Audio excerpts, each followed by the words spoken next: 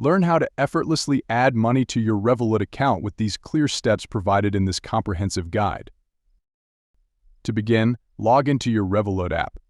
Open the Revolut mobile app on your device and enter your Revolut account credentials to log in. Next, access the account settings. Navigate to the Accounts section of the Revolut app once logged in. Select the currency account. If you have multiple currency accounts in Revolut, choose the account to which you want to add money. For instance, if you want to add funds in US dollars, select the USD account. Tap on the Add Money button. Locate the Add Money or Top Up button within the selected currency account and tap on it to proceed.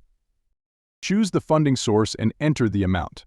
Select the funding source or payment method you prefer to use to add money to your Revolut account, such as a linked bank account, debit card, or credit card. Enter the desired amount you wish to add to your Revolut account. Follow the prompts and provide any additional information or verification steps required to complete the transaction. That's it. You've successfully added money to your Revolut account, ensuring seamless financial management.